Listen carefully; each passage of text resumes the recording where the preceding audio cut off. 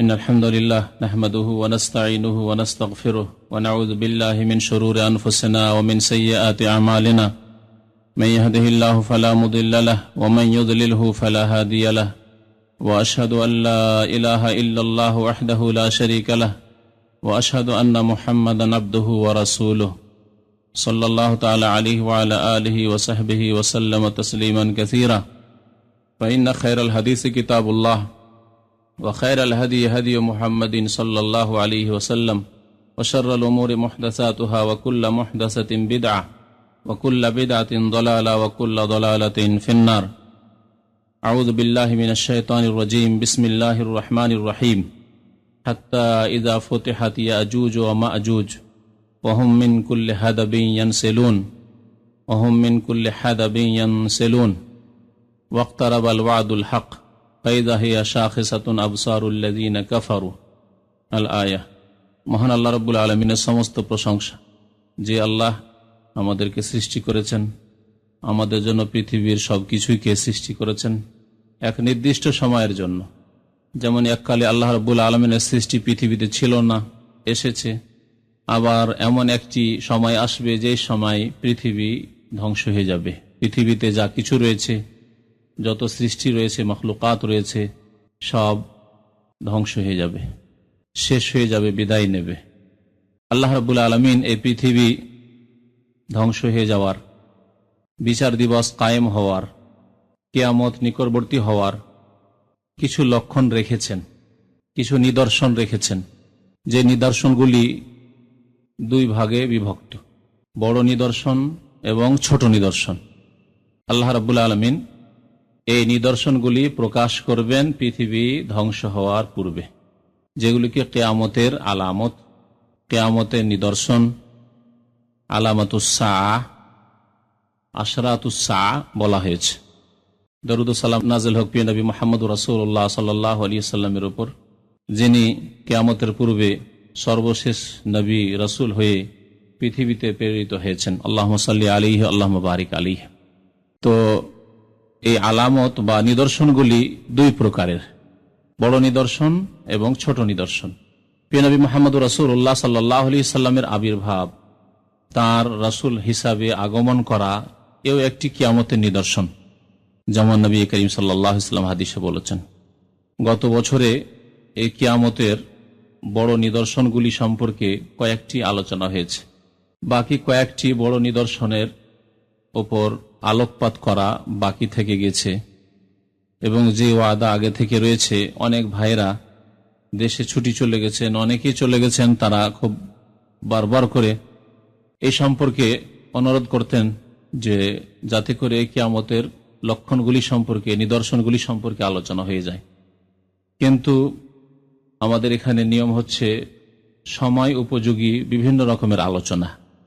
তো সময়কে লক্ষ্য করে পৃথিবীর অবস্থা, পৃথিবীর ঘটনাবলী এবং প্রত্যেক মাসে ইসলামের সাথে জড়িত যে বিষয়গুলি রয়েছে, সুন্নত হোক অথবা বিদআত হোক, করণীয় হোক অথবা বর্জনীয় হোক, সে সম্পর্কে আলোচনা করা জরুরি, যার ফলে একসাথে সবগুলি আলোচনা ধারাবাহিকভাবে করা সম্ভব হয়ে ওঠে না।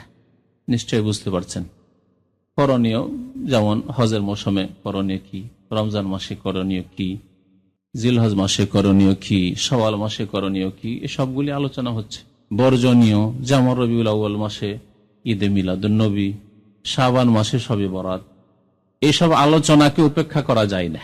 এইসব বিষয়গুলি এমন বিষয়, যেসব বিষয় সম্পর্কে আলোচনা জরুরি, মানুষকে সৎ কাজের জন্য উৎসাহিত করার জন্য, সুন্নতকে আঁকড়ে ধরার ক্ষেত্রে স্মরণ করিয়ে দেওয়ার জন্য, এবং বিদআত থেকে, অনইসলামিক কাজগুলি থেকে, বর্জিত কাজগুলি থেকে সতর্ক করার উদ্দেশ্যে।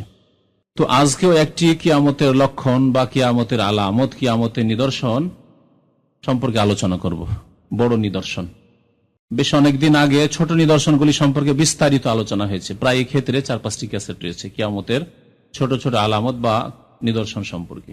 বড় লক্ষণগুলির একটি লক্ষণ হচ্ছে, বা একটি নিদর্শন হচ্ছে ইয়াজুজ মাজুজের আগমন। পৃথিবীতে ইয়াজুজ মাজুজ, আল্লাহ রাব্বুল আলামিন ইয়াজুজ ওয়া মাজুজ বলেছেন। ইয়াজুজ এবং মাজুজ একটি জাতির দুটি নাম, এইভাবে নাম এসেছে কোরআনে কারীমে। ইয়াজুজ এবং মাজুজের আগমন এ হচ্ছে কিয়ামতের একটি বড় লক্ষণ, আলামাতি কুবরা বলা হয়েছে। নবী করিম সাল্লাল্লাহু আলাইহি সাল্লাম প্রতীক্ষা করতে বলেছেন, কিয়ামতের আগে তোমরা কয়েকটি লক্ষণের প্রতীক্ষা করবে, তার মধ্যে একটি হচ্ছে ইয়াজুজ মাজুজের পৃথিবীতে আগমন। ইয়াজুজ মাজুজ সম্পর্কে কোরআনে কারীমে দুইটি জায়গায় সংক্ষিপ্ত উল্লেখ এসেছে। ইয়াজুজ এবং মাজুজের এই নিদর্শন বা তাদের আগমন চিরসত্য, তাদের কথা কোরআনে কারীমে আলোচনা হয়েছে, যেমন দুইটি জায়গায় বললাম। আয়াতগুলো ইনশাআল্লাহ আপনাদেরকে শোনাবো সংক্ষেপে হলেও। তাদের আলোচনা রয়েছে নবী করিম সাল্লাল্লাহু আলাইহি সাল্লামের বহু হাদিসে, সহিহ বুখারী মুসলিমের হাদিসে রয়েছে, অন্যান্য হাদিসে রয়েছে। বিশেষ করে সহিহ মুসলিম শরীফ যদি খোলা যায় কিয়ামতের নিদর্শন সম্পর্কে, তাহলে বিস্তারিত ইয়াজুজ মাজুজ সম্পর্কে জানা যাবে। সবচাইতে বেশি হাদিস রয়েছে মনে হচ্ছে সহিহ মুসলিম শরীফ। এই ইয়াজুজ মাজুজ কারা এবং তাদের সম্পর্কে নবী করিম সাল্লাল্লাহু আলাইহি ওয়াসাল্লাম কি বলেছেন, মহান আল্লাহ রাব্বুল আলামিন কোরআনে কতটুকু উল্লেখ করেছেন, ইয়াজুজ মাজুজ শব্দগুলি কোথা থেকে উদ্ভূত, কোত্থেকে শব্দগুলি এসেছে, বিভিন্ন দিক নিয়ে আজকে আলোচনা করবো ইনশাআল্লাহ খুব সংক্ষেপে। ইয়াজুজ মাজুজ সম্পর্কে, শব্দ সম্পর্কে শাব্দিক অর্থের ক্ষেত্রে দুইটি মত রয়েছে। একটি মত হচ্ছে যে ইয়াজুজ মাজুজ শব্দগুলি আরবি শব্দ নয়, আজমি শব্দ। আজমি মানে আরবি ভাষা ছাড়া সারা পৃথিবীতে যত ভাষা আছে সমস্ত ভাষাকে আজমি ভাষা বলা হয়। কোরআনে কারীমে আল্লাহ রাব্বুল আলামিন ভাষাকে দুই ভাগে ভাগ করেছেন, আরাবিয়ুন ওয়া আজামি, আরবি ভাষা না আজামি ভাষা। কোরআনে কারীমকে আল্লাহ রাব্বুল বিলিসানিন আরাবিয়্যিম মুবিন, সুস্পষ্ট আরবি ভাষায় আল্লাহ রাব্বুল আলামিন কোরআন নাযিল করেছেন। ইন্না আনজালনাহু কুরআনান আরাবিয়্যা লাআল্লাকুম তাকিলুন। আল্লাহ আরব জাতিকে, মক্কার মুশরিকদেরকে, কুরাইশদেরকে সম্বোধন করে, বিশেষ করে প্রথম সম্বোধন মহান আল্লাহ যেহেতু তাদের মাঝে আল্লাহ রাসূল পাঠিয়েছেন, বাসাফিল উম্মাইনা রাসূলা, তাদেরকে সম্বোধন করে আল্লাহ বলছেন যে ইন্না আনজালনাহু কুরআনান আরাবিয়্যা, আমি নাযিল করেছি কোরআনকে আরবি ভাষায়, লাআল্লাকুম তাকিলুন, যাতে করে তোমরা সহজে উপলব্ধি করতে পারো, বুঝতে পারো। কারণ প্রথম দায়িত্ব তোমাদের উপর ন্যস্ত করা হয়েছে যে এই দাওয়াত গ্রহণ করো, এই দাওয়াতের সাথ দাও, এই ইসলামী দাওয়াতের সাহায্য সহযোগিতা করো, প্রিয় নবী মুহাম্মদ সাল্লাল্লাহু আলাইহি সাল্লাম যিনি আমার পক্ষ থেকে প্রেরিত হয়েছেন তার পাশে দাঁড়াও এবং এই দিনকে সারা বিশ্বের মানুষের কাছে, যত ভাষাভাষী রয়েছে তাদের কাছে পৌঁছিয়ে দাও। লাআল্লাকুম তাকিলুন, তাহলে প্রথম যাদের উপর এই দায়িত্ব ন্যস্ত করা হয়েছে, যাদেরকে সম্বোধন করা হয়েছে কোরআনে কারীম দিয়ে, তারাই যদি না বুঝতে পারতো তাহলে তারা কি করে গ্রহণ করতো? বুঝে সুঝেও হিংসা বশত, শত্রুতার কারণে, বিভিন্ন কারণে তাদের অনেকেই হতভাগা হয়েছে, গ্রহণ করেনি এই সত্যের দাওয়াত, সত্যের ডাক। তো আল্লাহ রাব্বুল তাই বলছেন লাআল্লাকুম তাকিলুন, আরবি ভাষা আল্লাহ নাযিল করেছেন। তো আরবি ছাড়া পৃথিবীর অন্যান্য ভাষাগুলিকে আজমি ভাষা বলা, অর্থাৎ অনারবি, আরবি নয়। তো কারো কারো মতে ইয়াজুজ মাজুজ শব্দটি হচ্ছে আজমি ভাষা, মানে আরবি নয়। যদি আরবি না হয় তাহলে এর অর্থের পিছনে আরবরা আর ছুটেননি যে এর অর্থ তাহলে কি। অর্থ হতে পারে তাদের ভাষায়, যাদের এই ভাষা। যেমন যদি একটি ভাষা উদাহরণ দিয়ে বলি বাংলা ভাষা না হয়, আরবি হলে আমরা জানার চেষ্টা করব, বা আমাদের মাঝে যারা আরবি শিক্ষিত, ইসলাম সম্পর্কে জ্ঞান রাখেন, তারা আরবি সম্পর্কে জ্ঞান রাখেন মোটামুটি আমাদের সমাজে, আমাদের দেশে, তাহলে ওই ভাষার ওই আরবি শব্দটির অর্থ জানার জন্য আমরা চেষ্টা করব। কিন্তু ভাষাটি যদি হয় তুরস্কের বা ভাষাটি যদি হয় গ্রিকের, তাহলে হয়তো ওর পিছনে ভ্রুক্ষেপই করব না। একটি ভাষা কি অর্থ ও সব জানার অত প্রয়োজন মনে করব না। তো ঠিক তেমনি আরবরা বা ওলামায়ে কেরামরা যখন দেখেছেন কোন একটি শব্দ আরবি নয়, তখন ওর অর্থের পিছনে পড়েননি, জানার যেহেতু ব্যবস্থাপনা ছিল না, আন্তর্জাতিক এইরকম ব্যবস্থাপনা ছিল, যোগাযোগও ছিল না একটি কারণ। দ্বিতীয় হচ্ছে যে ওই রকম ডিকশনারিও ছিল না যে যাতে বিভিন্ন ভাষার সমাবেশ ঘটেছে আর সেখান থেকে জানা যাবে যে এর অর্থ হচ্ছে এই, আর এই ভাষাটি হচ্ছে অমুক ভাষা, জানার ব্যবস্থা ছিল না। সেই জন্য তারা এতটুকু বলে ক্ষান্ত হয়েছেন যে এই ভাষা ইয়াজুজ মাজুজ শব্দটি হচ্ছে আজমি ভাষা, মানে আরবি ভাষা নয়। এই একটি মত। আর কারো কারো মতে ইয়াজুজ মাজুজ শব্দটি হচ্ছে আরবি, আর এই শব্দ দুটি এর উৎপত্তি ঘটেছে আজ শব্দ থেকে, আলিফ জিম বা হামজা, শুদ্ধ করে বলতে হলে হামজা আর জিম। কারণ আলিফের ওপর যখন হরকত থাকে বা সাকিন থাকে, জজম থাকে, তখন ওকে আর আলিফ বলা হয় না, ওকে হামজা বলা হয়। এটি একটি গ্রামারের, কিরাতের বা আরবি ভাষা উচ্চারণের। আমাদের দেশে যে আছে আলিফ জার আ বাজার বা ভুল আসলে উচ্চারণটি। মক্তবে আমরা পড়েছি কি আলিফ জাবার আ, যেমনই জাবর দিয়ে দিলেন তখন হামজা হয়ে গেল, যেমনই জজম দিলেন, জবরজের পেশ দিলেন অথবা জজম দিলেন, তখন ওটা আলিফ থাকলো না। তাহলে আলিফ কোনটি? যেটিতে কোনো টান নেই, জজমও নেই, আর জবরজের পেশও নেই। এটা অনেকেই বুঝে না, আর আমাদের দেশে ঝগড়া করে। এক হুজুর বলছে আলিফ জবরা, আরেকজন বলছে হামজা জবরা। আবার কি বলছে আলিফ খাড়া করে রেখা থাকলে আলিফ, জাবার থাক আর জেরি থাক, ও আলিফ হিসেবে থাকলো। আর হামজার মতো লাস্টে যেটা আছে হামজা ইয়া, আসলে ভুল। হামজা আলিফ এর পার্থক্য হচ্ছে, যেমন মা আল্লাহ, লা বলছেন না, লা মানে কি না, তো এই লামের পরে যে আলিফ আছে, লাম আলিফ আল্লাহ, এটা হচ্ছে আলিফ লাম, কারণ এতে জজমও নেই আর জের জবর পেশও নেই। কিন্তু যেখানে প্রথমে থাকবে তাকে একটা জবর জের পেশ দিতে হবে, অথবা টান দিয়ে জজম দিয়ে পড়বে, সেটা হামজা আলিফ নাই। তো যাই হোক, আজ শব্দ থেকে অর্থাৎ হামজা জিম এই শব্দ থেকে উৎপত্তি ইয়াজুজ আর মাজুজ। আজ থেকে ইয়াজুজ আর মাজুজ। আজ মানে আরবিতে কি হয়, তখন আরবরা বা আরব ওলামায়ে কেরামরা বা তাফসীর কারগণ কোরআনে কারিমে যেহেতু ইয়াজুজ মাজুজ শব্দ এসেছে, তখন ওর ব্যাখ্যা করা শুরু করেছেন যে এর ব্যাখ্যা তাহলে কি হতে পারে। তারা আরবি ভাষার প্রাচীন ভাষায় দেখেছেন আজ মানে হচ্ছে দ্রুতগামী, যে দ্রুত চলে তাকে আজ শব্দ দিয়ে ব্যক্ত করা হয়। তাহলে ইয়াজুজ মাজুজ কেন বলা হয়? তারা বলছে যখন পৃথিবীতে ইয়াজুজ মাজুজ বেরিয়ে পড়বে, তখন এত দ্রুতগামী হবে, এত দ্রুত পৃথিবীতে বিচরণ করবে, ছুটবে, যে অল্প কিছুদিনের মধ্যে সারা পৃথিবীর পানি আর সারা পৃথিবীর খাদ্য যা কিছু আছে সব খেয়ে ফেলবে, সারা পৃথিবী বিচরণ করে ফেলবে দ্রুত বেগে।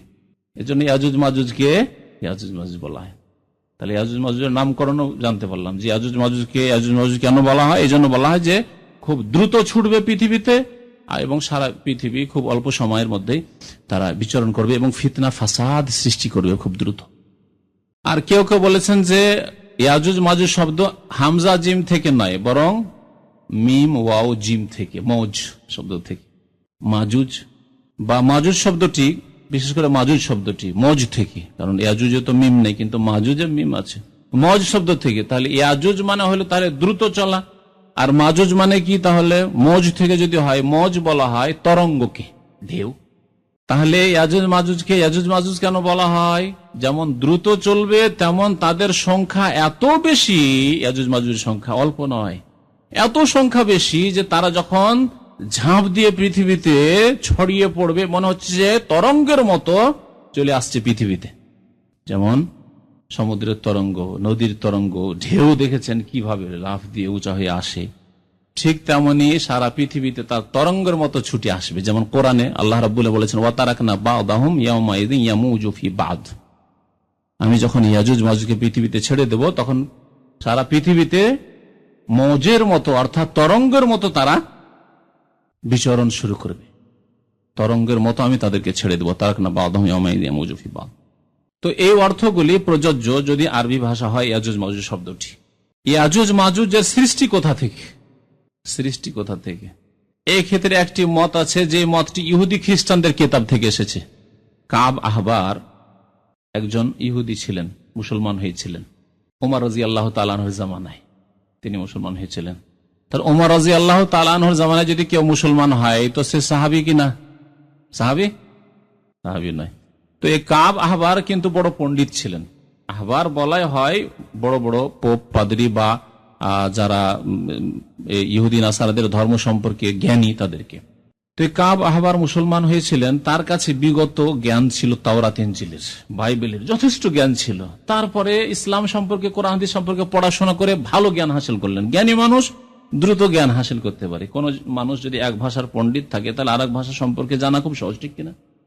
যদি কোনো মানুষ এক ধর্ম সম্পর্কে জ্ঞানী থাকে, তাহলে আরেক ধর্ম সম্পর্কে তার জানা খুব সহজ, দ্রুত সে কোর্স কমপ্লিট করে নিতে পারবে বা শিক্ষা সে হাসিল করে নিতে পারবে। তো তাওরাত ইনজিল সম্পর্কে তার কাছে যথেষ্ট জ্ঞান ছিল। ইসলামে আসার পরে আবার কোরআন হাদিস সম্পর্কে ভালো জ্ঞান হাসিল। কিন্তু দুই জ্ঞান, ওই বিগত যে জ্ঞান ছিল ইহুদি নাসারাদের কিতাবের জ্ঞান, সেই জ্ঞানে অনেক বাতিলের সংমিশ্রণ ছিল, ভিত্তিহীন কিসসা কাহিনীর সংমিশ্রণ ছিল। যেহেতু বাইবেল, তাওরাত, ইনজিল তাদের বিকৃত হয়ে গেছে, সব বিকৃত কিতাব, কিসসা কাহিনীতে ভর্তি হয়ে গেছে। আল্লাহ রাব্বুল আলামিন নাযিলকৃত অরিজিনাল কিতাব থেকে যায়নি, অনেক কিছুর সংযোজন ঘটে গিয়েছিল, সংমিশ্রণ ঘটে গিয়েছিল মানুষের তৈরি করা, মানুষের কথা, কিসসা কাহিনী ইত্যাদি। তো ওই যে মগজে ঢুকানো ছিল পুরনো কিসসা কাহিনী, অনেক জাল কথাবার্তা, ভিত্তিহীন উদ্ভট কথাবার্তা, আর পরে ইসলামের কথাও ঢুকলো, দুটি সংমিশ্রণে জগা খিচড়ি খানিকটা হয়ে গেল। হ্যাঁ, এমন খিচড়ি হলো যে তারপরে তাফসির যখন তিনি করা শুরু করলেন, তাফসির করতে গিয়ে, কোরআন সুন্নাহ ভিত্তিক তাফসির করতে গিয়ে ওই বাইবেলের কিসসা কাহিনী, তাওরাত ইনজিলের উদ্ভট কিসসা কাহিনীও ঢুকিয়ে দেন। এইভাবে এই কাব আহবারের মাধ্যমে অনেক ইসরায়েলি রেওয়ায়েত, যেটাকে বলা হয় তাফসিরের ক্ষেত্রে, পুরনো যুগের কিসসা কাহিনী বা পুরনো যুগের কিতাবাদির কিসসা কাহিনী অনুপ্রবেশ ঘটেছে তাফসিরের কিতাবাদিতে। এই জন্য তাফসিরের কিতাবাদি পড়তে গিয়ে আলফাল ইউসুফ জুলেখার কিসসাতে অনেক অবান্তর ভিত্তিহীন কথাবার্তা রয়েছে, দাউদ আলাইহিস সালামের কিসসা কাহিনীতে অনেক ভিত্তিহীন কথাবার্তা রয়েছে, সুলাইমান আলাইহিস সালামের কিসসাতে অনেক ভিত্তিহীন কথাবার্তা রয়েছে। যাক, ওদিকে যাচ্ছেন, এখন ফিরে আসি। তো কাব আহবার থেকে ইসরায়েলি বর্ণনা হবে, এটি মানে ইহুদি নাসারদের কিতাবের বর্ণনা কি, যে আদম আলাইহিস সালাম কোন এক সময় একটি রসিকতার ঘটনা শোনেন ইয়াজুজ মাজুজের। আদম আলাইহিস সালাম কোন এক সময় ঘুমিয়েছিলেন আর স্বপ্নদোষ হয়ে যায়, আর স্বপ্নদোষ হওয়ার পরে তখন মাটিতে স্বপ্নদোষের কিছু অংশ, বীর্যের কিছু অংশ পড়ে যায় জমিনে। ওই যে বীর্য, স্বপ্নদোষের বীর্য, তাতে থেকে ইয়াজুজ মাজুজের জন্ম হয়, একটি মত। কিন্তু কোরআন এবং হাদিসের কোনো দলিল নেই। আমাদের দেশের বক্তারা কিসসা কাহিনীতে এটা বয়ান করে, সেজন্য বয়ান করে দিলাম। না বয়ান করলে হয়তো যখন কোনো বক্তার কাছে শুনতে পাচ্ছে, হ্যাঁ ঠিকই, তাহলে ইয়াজুজ মাজুজ হয়তো এই স্বপ্নদোষের বীর্য থেকেই জন্ম নিয়েছে। এই যে, আর এর কোনো প্রমাণ কোরআন এবং হাদিসে নেই, নবী করিম সাল্লাল্লাহু আলাইহি ওয়াসাল্লামের বাণীতেও নেই, সাহাবায়ে কেরামের কথাতেও নেই, আর কোরআনে তো নেই। সুতরাং এই ক্ষেত্রে আমরা এই কথা বিশ্বাস করব না। এই জন্য গবেষক ওলামায়ে কেরামরা এর খণ্ডন করেছেন, বলছে এটি ভিত্তিহীন কথা, এটি হচ্ছে ইসরায়েলি বর্ণনা, হতে পারে কাব আহবারের মাধ্যমে ইসলামে তার অনুপ্রবেশ ঘটেছে, বা তাফসীর কিতাবাদিতে এর অনুপ্রবেশ ঘটেছে, যে ইয়াজুজ মাজুজ এভাবে সৃষ্টি হয়েছে। তাহলে ইয়াজুজ মাজুজের জন্ম কোথা থেকে, কোন জেনারেশন? এই ক্ষেত্রে সঠিক কথা হচ্ছে যে নূহ আলাইহিস সালামের কয়েকজন ছেলে ছিলেন, একটা ধ্বংস হয়েছে, তার নাম কি বলতে পারেন? কেনান। যদিও নামগুলি সম্পর্কে আল্লাহ ভালো জানেন, কিন্তু এই তাফসীর কিতাবে এই নামগুলি এসছে, ওগুলিও এসছে, নামগুলিও এসছে আপনার কোন কোরআন এবং হাদিসের মাধ্যমে নয়, এই নামগুলিও পুরনো যুগের কিতাবাদি থেকে এসেছে। তো এই ক্ষেত্রে ধরে নেওয়া যায় যে তার কয়েকটি ছেলে তো ছিল অবশ্যই, আর একজন ছেলে ধ্বংস হয়েছে, এই কথাটি কোরআনে রয়েছে, তার নাম কোরআনে নেই, কিন্তু তাফসীর কিতাবে তার নাম কেনান বলা হয়েছে, আল্লাহু আলাম। আর আরেকজনের নাম ছিল সাম, আর আরেকজনের নাম ছিল হাম।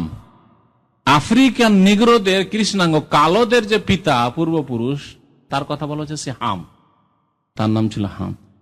আর বাকি পৃথিবীতে যত রয়েছে, এশিয়ান হোক আর ইউরোপিয়ান হোক আর যেই হোক না কেন, এদের পিতা হচ্ছে সাম, আর বাকি থাকে আর একটি ছেলে ইয়াফাস। ইয়াফাস হচ্ছে ইয়াজুজ মাজুজদের পিতা। তাফসীর কারগণ এটিকে গ্রহণযোগ্য বলেছেন যে নূহ আলাইহিস সালামের এক ছেলে ইয়াফাস, এই ইয়াফাসের প্রজন্মই হচ্ছে ইয়াজুজ মাজুজ। তাহলে ইয়াজুজ মাজুজ আদম সন্তান।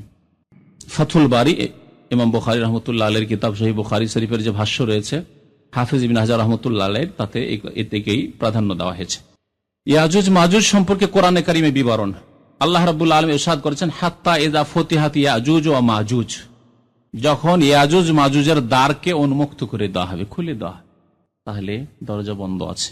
কি বোঝা গেল? যে ইয়াজুজ মাজুজের যে দরজা পৃথিবী আসার জন্য, সেটা বন্ধ আছে।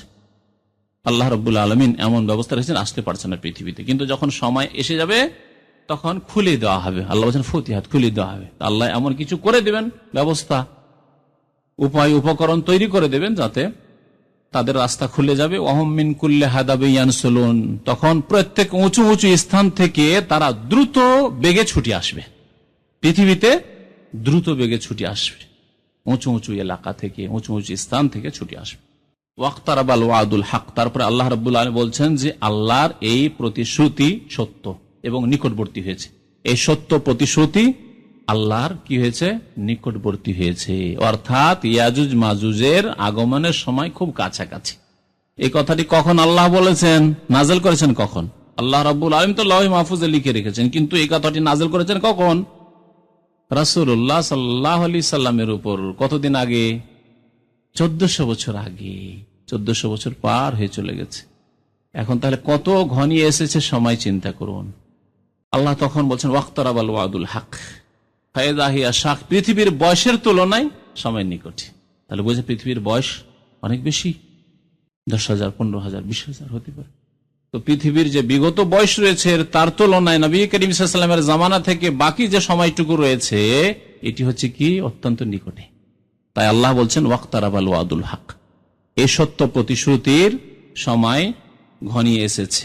ফাইযা হিয়া শাখিসাতুন আবসারুল লাযিনা কাফারু, যখন ইয়াজুজ মাজুজের সময় চলে আসবে তখন যারা কাফের তাদের দৃষ্টি কি হয়ে যাবে? থেমে যাবে, অর্থাৎ হতভম্ব, আর উপায় নেই, সময় শেষ, একেবারে শেষ সময়ের দিকে এই অবস্থা হবে। ফাইযা হিয়া শাখিসাতুন আবসারুল লাযিনা কাফারু, তওবা দরজা বন্ধ হওয়ার সময় খুব ঘনিয়ে চলে আসছে। ইয়া ওয়াইলানা কাদ কুননা ফি গাফলাতিন মিন হাযা, যদি এখানে বলা হয়নি যে কোন সময়, কিন্তু এই সময় সম্পর্কে নবী করিম সাল্লাল্লাহু আলাইহি ওয়াসাল্লাম বলেছেন। আর এই যে আলামতগুলি, বড় বড় লক্ষণগুলি কিয়ামতের বা নিদর্শনগুলি যখন আসা আরম্ভ হবে তখন একের পর এক, যেমন একটি হাদিস এর আগে শুনেছিলেন, একের পর এক আসতে থাকবে। কেমন? যেমন আপনি এই দিয়ে কাঠি দিয়ে যদি একটা মালা তৈরি করেন, কাঠি দিয়ে মালা তৈরি করেন আর সুতোটা আপনার ছিঁড়ে যায় মালার, তাহলে ছিঁড়ে গেলে তারপরে যে দানাগুলি কাঠিগুলি পড়তে থাকবে, থামবে কি? না, একটার পর একটা আপনার খসে পড়তেই থাকবে আপনার সুতো থেকে। ঠিক তেমনই নবী করিম সাল্লাল্লাহু আলাইহি ওয়াসাল্লাম বলেছেন যে কিয়ামতের নিদর্শনগুলি ওই রকম একের পর এক আসতে থাকবে। তাহলে তারপরে পরেই আর অন্যটা আসবে, তারপরে পরেই যখন পশ্চিম দিক থেকে সূর্য উদয় হয়ে যাবে তখন তওবার দরজা বন্ধ হয়ে যাবে। আল্লাহ রাব্বুল আলামিন হয়তো ওই সময়ের দিকে ইঙ্গিত করেছেন এখানে, ফাইযা হিয়া শাখিসাতুন আবসারুল লাযিনা কাফারু, কাফেরদের দৃষ্টি সেই সময় থেমে যাবে, হতভম্ব, হাই কি হলো, হাই কি হলো অবস্থা হয়ে যাবে, হাই হাই অবস্থা হয়ে যাবে। হঠাৎ করে সামান্য মাত্রায় যদি ভূমিকম্প শুরু হয় তো হাই হাই কি হলো, হাই হাই শুরু হয়ে যাবে। আর এমন ছুটাছুটি শুরু হয়ে যাবে যেটা এই রকমের দৃশ্য কেউ যদি দেখে থাকেন ভূমিকম্প, তাহলে হয়তো বুঝতে পারবেন যে কোন একটি পানি জাহাজ ধ্বংস হয়ে ডুবে যাচ্ছে বা উড়ো জাহাজ ধ্বংস হয়ে যাচ্ছে আর ধ্বংসের মুখে পতিত, সেই সময় মানুষের অবস্থা হাই হাই হাই হাই কি হলো, কি অবস্থা হতে পারে কল্পনা করে। তো কাফেরদের অবস্থা সেই সময়ই হবে। ফাইযা হিয়া শাখিসাতুন আবসারুল লাযিনা কাফারু ইয়া ওয়াইলানা কাদ কুননা ফি গাফলাতিন মিন হাযা, তখন বলে হায় আমাদের ধ্বংস হোক, পতন হোক, আমরা অত্যন্ত গাফিলতিতে ছিলাম এর পূর্বে। বাল কুননা যালিমিন, বরং আমরা শুধু গাফিল নই, আমরা অত্যন্ত বড় অত্যাচারী ছিলাম, জালেম ছিলাম, নিজের উপর জুলুম করেছি, সমাজের উপর জুলুম করেছি, মানুষের উপর জুলুম করেছি, পাপ লিপ্ত হয়ে জুলুম করেছি। সূরা আম্বিয়া আয়াত নম্বর 96-97। তাহলে সূরা আম্বিয়া আল্লাহ রাব্বুল আলামিন ইয়াজুজ মাজুজের কথা উল্লেখ করেছেন। ইয়াজুজ মাজুজের কথা কোরআনে কারিমে আরো কয়েকটি আয়াতে আল্লাহ রাব্বুল আলামিন উল্লেখ করেছেন, যেখানে ইয়াজুজ মাজুজের কিসসার সাথে সাথে আর বিস্তারিত ঘটনা বর্ণনা করা হয়েছে। আপনার সিকান্দার যে বাদশাহ আলেকজান্ডার, তো এর কথা উল্লেখ করা হয়েছে সূরায়ে কাহফে বিস্তারিত। এই বাদশাহ এত শক্তিশালী ছিলেন এবং প্রভাবশালী ছিলেন যে তিনি সারা বিশ্বের সেই যুগে যতগুলি এলাকায় মানুষ বসবাস করে অধিকাংশ এলাকায় বিস্তার লাভ করেছিলেন তিনি। কোরআনে কারিমের ঘটনা উল্লেখ করার অর্থ এই না যে সারা বিশ্ব ভ্রমণ করেছেন, যেমন অনেকে বলে থাকে যে সারা বিশ্ব ভ্রমণ করেছেন। না, সারা বিশ্ব ভ্রমণ নয়, বরং যেসব এলাকায় মানুষ বসবাস করত সেসব এলাকায় তিনি সফর করেছেন এবং এমন এমন দেশে এমন এমন জায়গায় পৌঁছেছেন যাদের ভাষা তিনি মোটেই বুঝছেন না। এই ঘটনা আল্লাহ রাব্বুল আলামিন কোরআনে কারিমে বর্ণনা যুলকারনাইন, 2 সিং বিশিষ্ট রাজা বাদশার কথা। কাফেররা জিজ্ঞাসা করেছিল, ইহুদিরা শিখিয়ে দিয়েছিল, ইহুদিদের কাছে বিগত জ্ঞান ছিল যে যুলকারনাইন কোন এক বাদশাহ রাজা এর আগে চলে গেছে। যদি মুহাম্মদ সাল্লাল্লাহু আলাইহি ওয়াসাল্লাম সত্যি সত্যি রসুল হন তাহলে বলতে পারবেন। মক্কার কাফেরদেরকে কয়েকটি প্রশ্ন শিখিয়ে দিয়েছে, 3টি প্রশ্নের কথা বলা হয়েছে, 3টি প্রশ্ন। একটি ওই গুহাওয়ালাদের সম্পর্কে, কাহাফওয়ালা সূরাতুল কাহাফ ওদের জন্য নাজিল করা হয়েছে। একটি আত্মা সম্পর্কে, ইয়াসআলুনাকা আনির রূহ, আল্লাহ আত্মা সম্পর্কে জিজ্ঞাসা করছে তোমাকে। আর একটি প্রশ্ন করা হয়েছে ইয়াসআলুনাকা আন যিল কারনাইন, এই দুই শিং বিশিষ্ট শিং, মানুষের তো শিং থাকে না, কেউ কেউ বলছে যে তার চুল ছিল, এরকম বড় বড় চুলের খোপা বেঁধে রাখত, আল্লাহু আলাম। তো এই যুলকারনাইন বাদশাহ সম্পর্কে তারা জিজ্ঞাসা করছে আপনাকে, হে রাসূলুল্লাহ সাল্লাল্লাহু আলাইহি ওয়াসাল্লাম, কুল সাআতুলু আলাইকুম মিনহু যিকরা, হে নবী তাদেরকে বলে দাও যে তোমাদের কাছে যুলকারনাইন সম্পর্কে আমি কিছু কথা উল্লেখ করব। নবী করিম সাল্লাল্লাহু আলাইহি ওয়াসাল্লাম ওহী আসার পরে বলতে পেরেছিলেন, কারণ তিনি ওহী ছাড়া কোনো কথা বলতেন না, আর তার কাছে ওহী ছাড়া কোনো জ্ঞানের মাধ্যম, জ্ঞান হাসিল করার মাধ্যমও ছিল না। তো আল্লাহ রাব্বুল আলামিন ইয়াজুজ মাজুজের ঘটনার দিকে ইঙ্গিত করেছেন সূরা কাহফের এই অংশটুকুতে। সুম্মা আতবা সাবাবা, যুলকারনাইন বাদশাহ, দুই সিংওয়ালা বাদশাহ পৃথিবীর 3 দিকে সফর করেছিলেন। পশ্চিম দিকের কথা আল্লাহ কোরআনে বলেছেন হাত্তা ইযা বালাগা মাগরিবাশ শামস, পশ্চিম দিকে সফর করতে করতে করতে এমন জায়গায় পৌঁছে গেলেন যেখানে মনে হচ্ছে যে সূর্য অস্তমিত হচ্ছে, এমন এলাকায় দেশে পৌঁছে গেছেন সূর্য ডুবতে দেখছেন। বলুন, আটলান্টিকের কিনারায় যদি কেউ দাঁড়ায় তাহলে সূর্য কোথায় অস্তমিত হইতে দেখবে? কোন দেশে না সমুদ্রে? সমুদ্রে। আটলান্টিকের কাছাকাছি পৌঁছেছেন, পশ্চিম দিকের কথা যেহেতু আল্লাহ বলেছেন, পশ্চিম দিকে আটলান্টিক। আপনি এখানে গিয়ে কর্নিশে সন্ধ্যাবেলা দাঁড়া, মনে হচ্ছে যে পূর্ব দিকে যদি দাঁড়া আর পশ্চিম দিকে আপনার যদি সমুদ্র থাকে, তো দেখবেন যে সূর্য মনে হচ্ছে সমুদ্রে গিয়ে পানিতে ডুবে গেল সূর্যটা। দেখবেন না? দেখবেন না? হাত্তা ইযা বালাগা মাগরিবাশ শামস, আল্লাহ বলেছেন পশ্চিম দিকে তাহলে সফর করেছেন। পশ্চিম দিকে জনবস্তি ছিল, দেশ ছিল, মানুষ বসবাস করতো, তাই পশ্চিম দিকের কথা আল্লাহ বলেছেন। সেই দিকে সফর করে তিনি দেশ বিজয় করতে করতে পৌঁছে গিয়েছিলেন। আর গিয়েছেন কোন দিকে? পূর্ব দিকে। পূর্ব দিকে মাতলে আশ-শামস আল্লাহ বলেছেন, হাত্তা ইযা বালাগা মাতলে আশ-শামস, সূর্য উদয় হওয়ার স্থানে পৌঁছে গেলেন পূর্ব দিকে। তাহলে পূর্ব দিকে সফর করতে করতে হয়তো চীন পার করে হয়তো জাপানও হইতে পারে, প্রশান্ত পর্যন্ত হইতে পারে, তিনি পৌঁছেছেন মোট কথা পূর্ব দিকে। যতদূর পর্যন্ত জনবস্তি ছিল, বিস্তার লাভ করতে করতে, ক্ষমতা হাসিল করতে করতে, বিজয় হাসিল করে পৌঁছেছেন তিনি। দুই দিকের কথা আল্লাহ বলেছেন। তৃতীয় দিকের কথা আল্লাহ বলছেন সুম্মা আতবা সাবা, অতঃপর আর মাল সামান সাজ সরঞ্জাম নিলেন তিনি, আর তারপরে সফর করা শুরু করলেন। হাত্তা ইযা বালাগা বাইনাস সাদ্দাইন, 2টি উঁচু পাহাড়ের মাঝখানে পৌঁছে গেলেন। এখানে বলা হয়নি উত্তরে না দক্ষিণে, তাফসীরকারগণ বলেছেন যে দক্ষিণে নয়, কারণ দক্ষিণে বেশি আর জমিন নেই। দক্ষিণে কি আছে? সমুদ্র, ভারত মহাসাগর, ঠিক না? এখান থেকে যদি দক্ষিণ দিকে যান, ইয়ামানের পরে কি? সমুদ্র। ভারতের দক্ষিণ ভারতের দিকে সমুদ্র, তাহলে সমুদ্র। তাহলে দক্ষিণ দিকে বেশি জায়গা নেই, সুতরাং দক্ষিণ দিকে আর সফরে তার প্রয়োজন নেই। সফর করে গেছেন উত্তর দিকে, চলে গেছেন মস্কোর দিক, কত দূর পর্যন্ত গিয়েছেন। যাই হোক, 2টি উঁচু উঁচু পাহাড়, সেখানে গেলেন।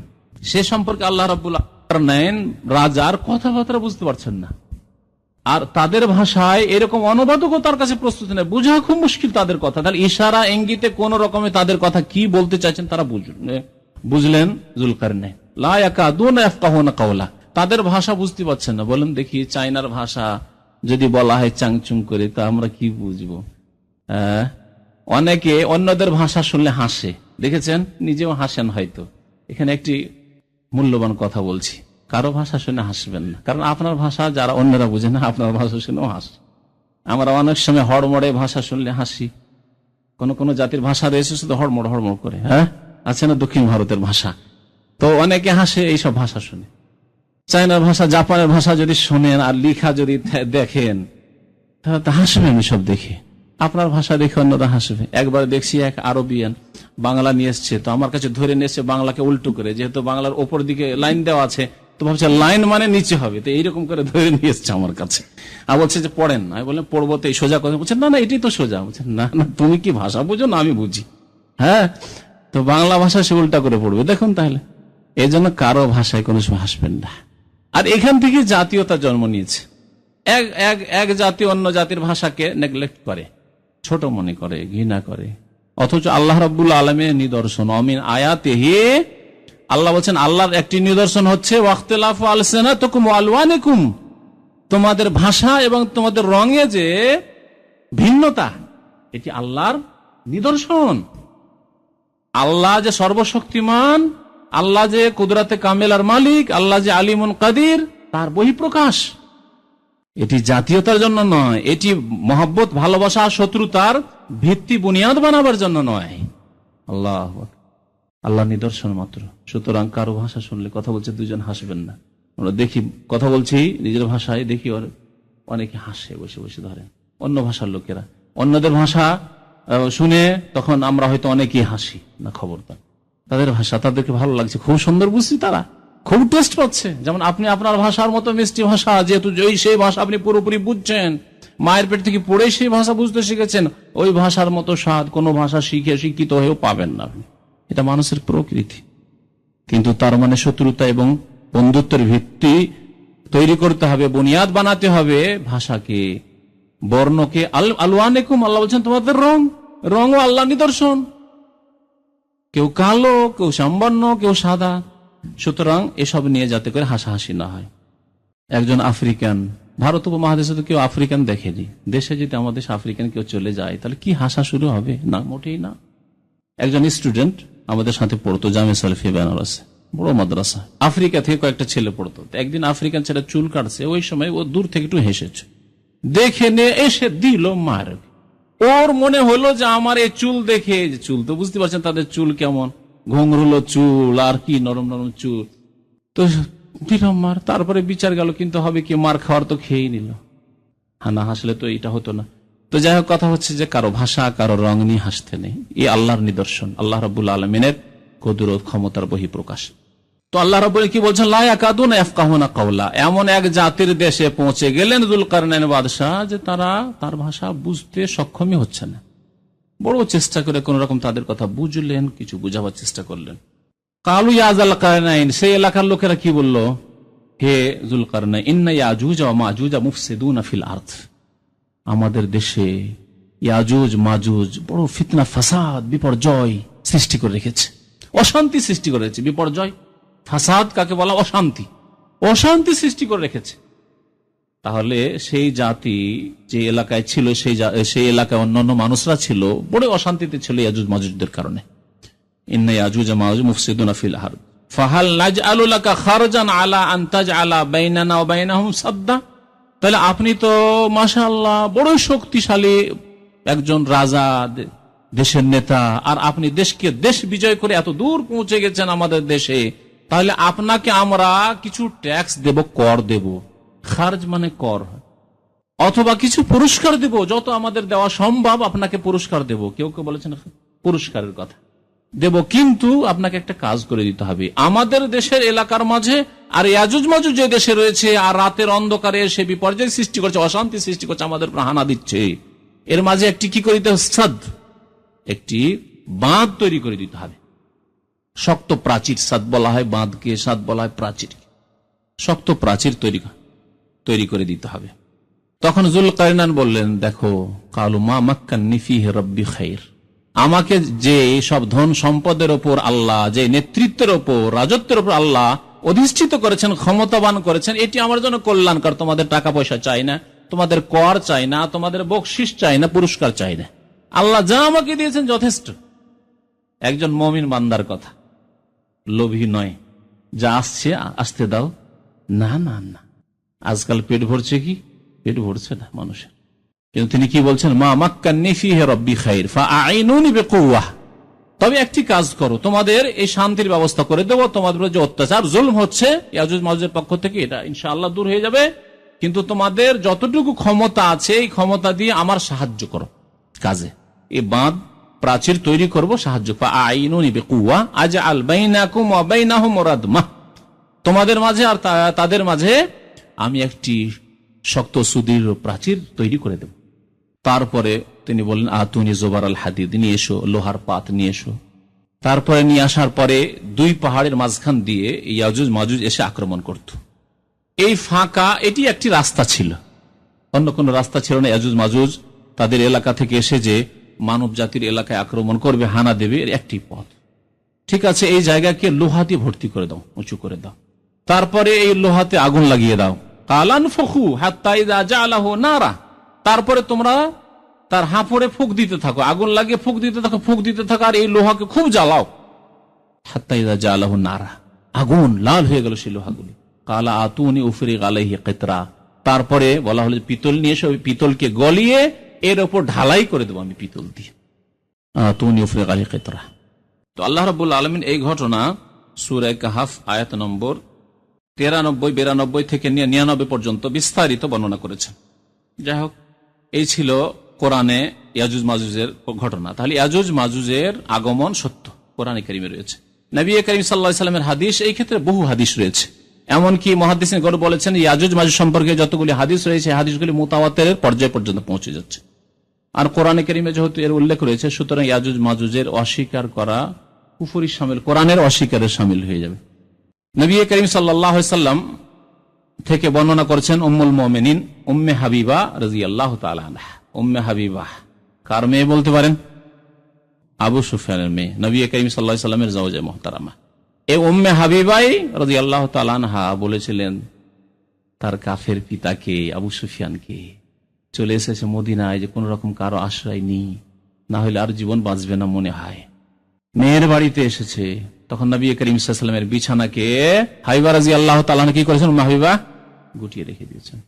বলছে আবু সুফিয়ান তখন পর্যন্ত কাফের, কি বেটি, কি ব্যাপার, তুমি বিছানাকে গুটিয়ে রেখে দিলে, বিছানার যোগ্য আমাকে মনে করলে না, না আমাকে বিছানার যোগ্য মনে করলে না। কি বলেছিলেন উম্মে হাবিবা রাদিয়াল্লাহু তাআলা আনহা? কেমন নবী সাল্লাল্লাহু আলাইহি ওয়াসাল্লামের ভালোবাসা। বাবা বলছে, বাবার কোনো পরোয়া নেই। নবী করিম সাল্লাল্লাহু আলাইহি ওয়াসাল্লামের ভালোবাসা এ হচ্ছে ঈমানি ভালোবাসা, শুধু স্বামীর ভালোবাসা নয়, হচ্ছে ঈমানি ভালোবাসা। পৃথিবীর সমস্ত কিছু চাইতে বেশি যতক্ষণ পর্যন্ত প্রিয় নবী মুহাম্মদ সাল্লাল্লাহু আলাইহি ওয়াসাল্লামকে মানুষ ভালো না বাসবে, যতক্ষণ মুমিন হতে পারবে না। বললেন উম্মে হাবিবা যে আব্বা আসুন, আপনি আব্বা, কিন্তু ইন্নাকা কাফির, আপনি কাফের। আমার জন্য জায়েজ নয় যে প্রিয় নবী মুহাম্মদ সাল্লাল্লাহু আলাইহি ওয়াসাল্লাম যেই বিছানায় বসেন, যেই বিছানায় ঘুমান, সেই বিছানায় আপনার মতো কাফের নাপাককে বসতে দেব। এটি আমার জন্য জায়েজ নয়, আমি কোনোদিন এই কথা বরদাস্ত করতে পারি না, যদিও আপনি আব্বা। আঘাত করলো আবু সুফিয়ানের অন্তরে, আঘাত খেতে খেতে শেষে কলমা পড়ে মুসলমান হইল পরবর্তীতে রাদিয়াল্লাহু তাআলা আনহু।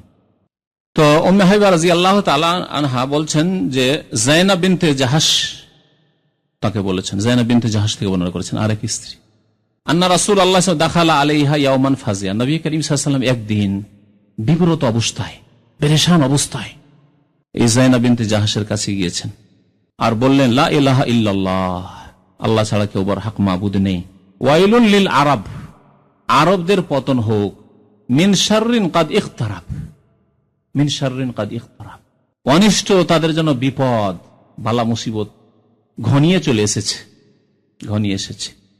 ফতিহাল ইয়াউম মিন রাদমি ইয়াজুজ ওয়া মাজুজ, ইয়াজুজ মাজুজের যে সুদৃঢ় শক্ত প্রাচীর রয়েছে, সে প্রাচীরের কিছু অংশ আজকে খসে গেছে, খুলে দেওয়া হয়েছে। মানে সময় খুব কাছে চলে এসেছে ইয়াজুজ মাজুজের আগমনের। ইয়াজুজ মাজুজ পৃথিবীতে এসে যে ধ্বংস করবে, পৃথিবীতে এসে বিপর্যয় সৃষ্টি করবে, ফিতনা ফাসাদ সৃষ্টি করবে, সেই সময় খুব কাছে এসেছে। নবী করিম সাল্লাল্লাহু আলাইহি ওয়াসাল্লাম বললেন। আর কি করলেন? ওয়াহাল্লাকা বিইসবাইহিল ইবহাম ওয়াল্লাতি তালিহা, ইবহাম এই আঙ্গুলটিকে বৃদ্ধাঙ্গুলিকে বলে, ওয়াল্লাতি তালি তার পাশের আঙ্গুল, মানে কি, এটাকে কি বলে? তর্জনী। আরবিতে কি বলে? শাহাদাত। আর শাহাদাতের আগে, ইসলামের আগে সাব্বাবা, আরবিতে বলতো সাব্বাবা। সাব মানে গালি দেওয়া, বুঝেন না? গালি দেওয়া, সাব মানে গালি দেওয়া। তো জাহিলি যুগে তো লড়াই, ঘরে ঘরে লড়াই, যখন তখন লড়াই, কাটাকাটি, মারামারি। আর লড়াই করলে দেখবো তো দেখবো, ঠিক না? দেখার জন্য তো এই আঙ্গুল দেখান না, এটা দেখান, এখন দেখবো। তো তারা গালি দিত এই আঙ্গুল দিয়ে, আরবরা প্রাচীন যুগে, ইসলাম আসার আগে, নবী করিম সাল্লাল্লাহু আলাইহি ওয়াসাল্লামের পূর্বে। সেই জন্য এর নাম তারা রেখেছে সাব্বাবা, গালি দেওয়ার আঙ্গুল। তো এই শাহাদাত ইসলামে আসার পরে যেহেতু এদি আশহাদু শাহাদাত দেওয়া হয়, সেই জন্য এর নাম শাহাদাত হয়েছে, শাহাদাতের আঙ্গুল। তো এই শাহাদাতের আঙ্গুল আর এই যে বৃদ্ধাঙ্গুলি, তর্জনী এবং বৃদ্ধ, এটা দিয়ে নবী করিম সাল্লাল্লাহু আলাইহি ওয়াসাল্লাম কি করলেন? একটা গোলাকার করলেন আর বললেন যে এইরকম ভাবে ফুটা করেই দিয়েছে, ছিদ্র করেই দিয়েছে, তার মানে খুব সময় ঘনিয়ে এসেছে, আর বেশি সময় নেই। এর মানে শাব্দিক অর্থ নাও হইতে পারে, শাব্দিক অর্থ নাও হইতে পারে। খুব সময় ঘনিয়ে এসছে ইয়াজুজ মাজুজের আগমনের পৃথিবীতে।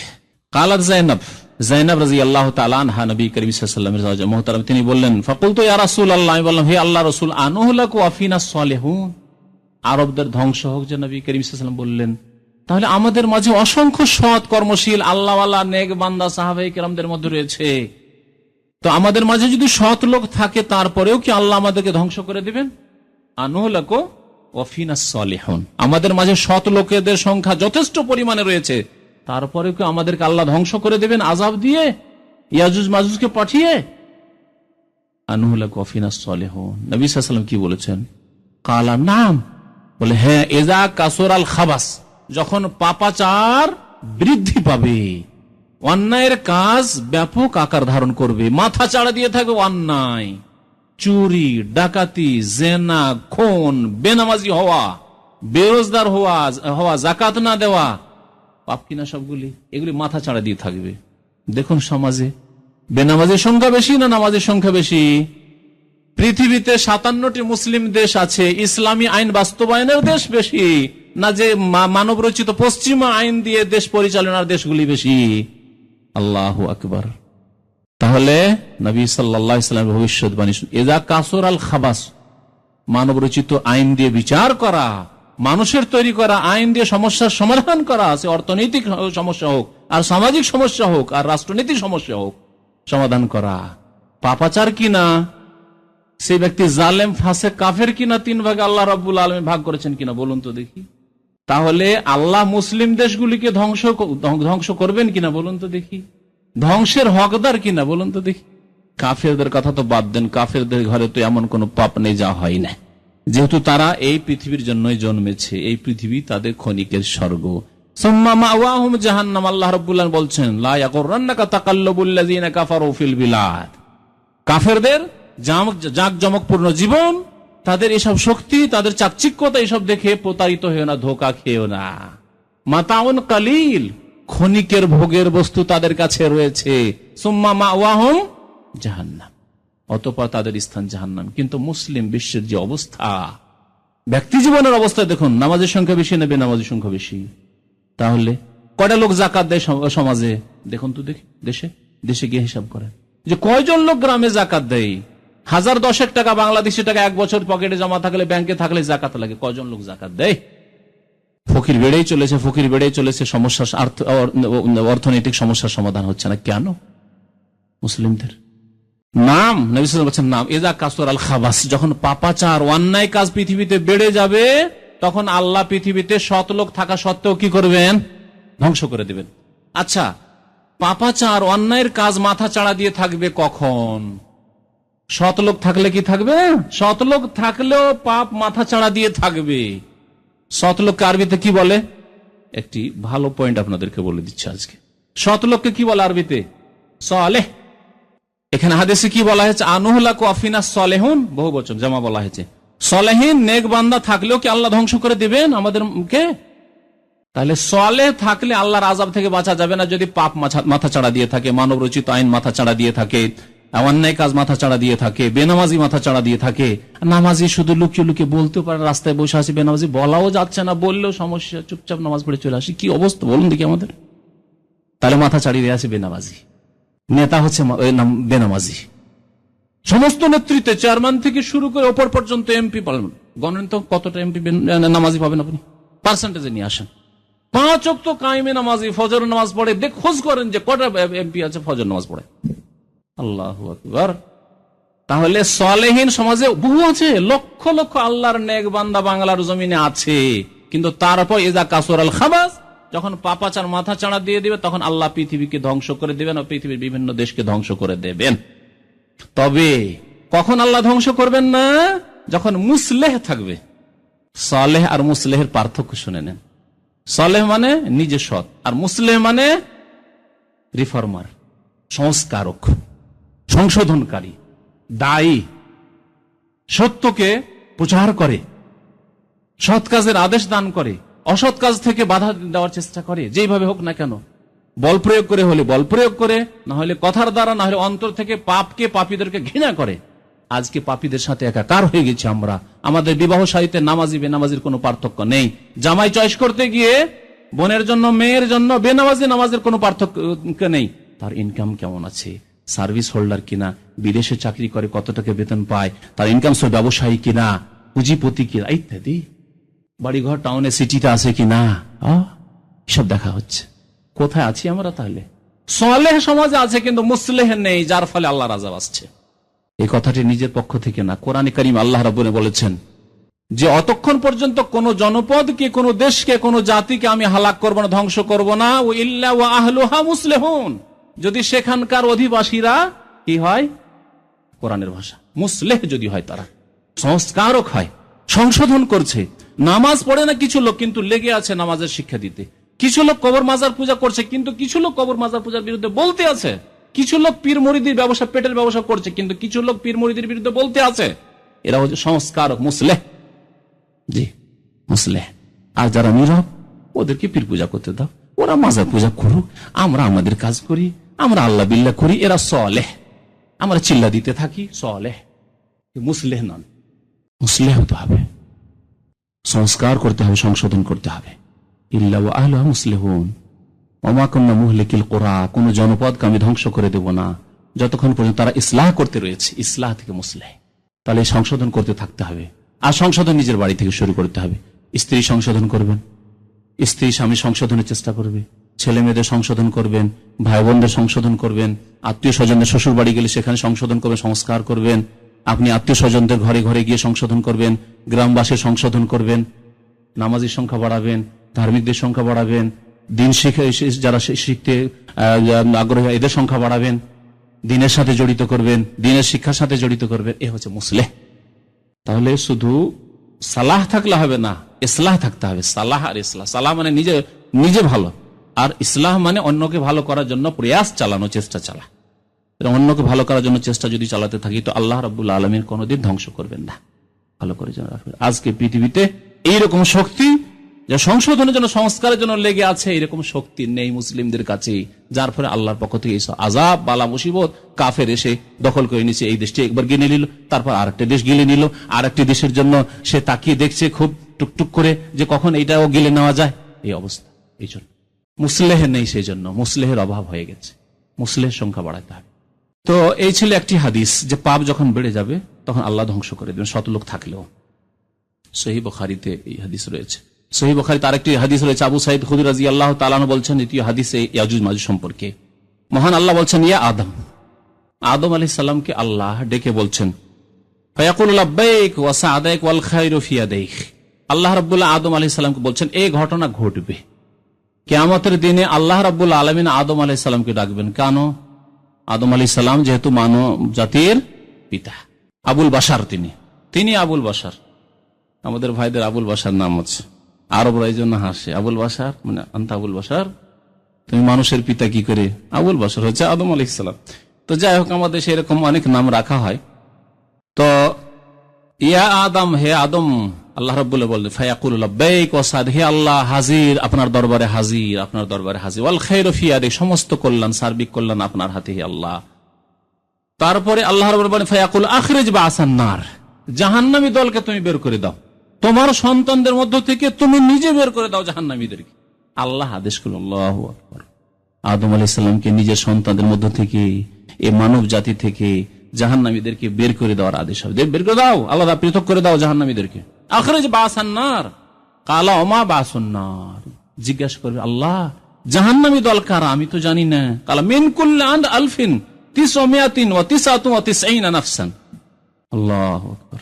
প্রত্যেক হাজারে 999 জন, প্রত্যেক হাজারে তোমার সন্তানের 999 জাহান্নামী বের করে দেওয়ার একজন কি জান্নাতি।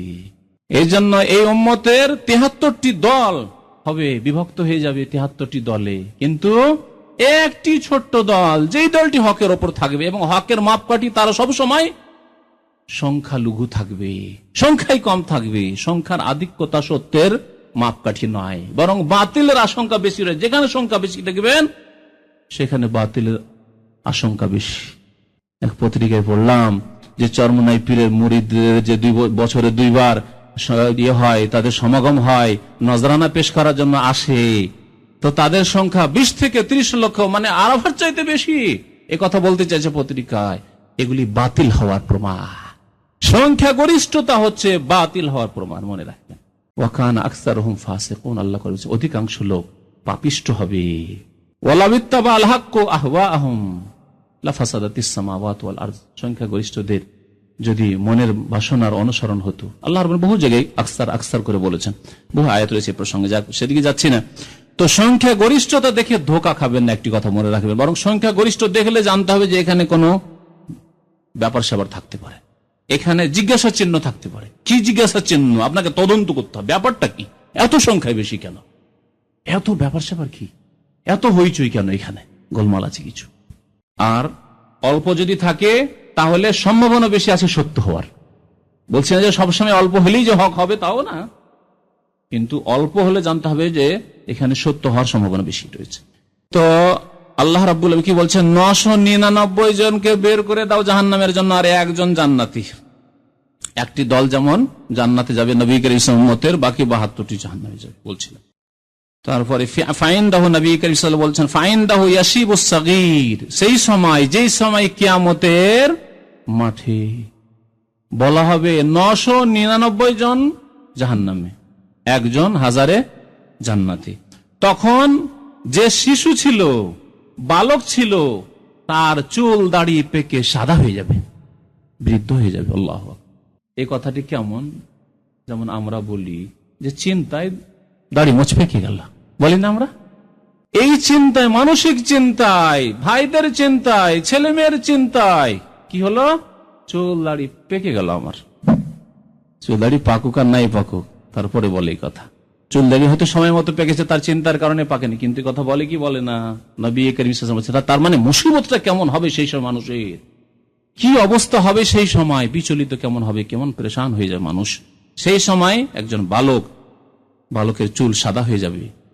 আর ওয়াতাযাউ কুল্লু যাতি হামলিন হামলাহা, আর সেই সময় যদি গর্ভধারণকারিণী কোন মহিলা থাকতো তাহলে সে গর্ভপাত করে দিত, অজান্তে টের পেত না যে আমার গর্ভপাত হয়ে যাচ্ছে। অথচ গর্ভপাত কেউ যদি বলে যে অমুকের ছেলে, অমুক মহিলা ছেলে ভূমিষ্ঠ হয়েছে বা মেয়ে হয়েছে, সন্তান জন্ম নিয়েছে, টের পায়নি সে, অথচ সচেতন অবস্থায় আছে, অজ্ঞান অবস্থায় না, মানে বেহুশ হয়ে, সেন্সলেস নয়। বিশ্বাস করবেন কি?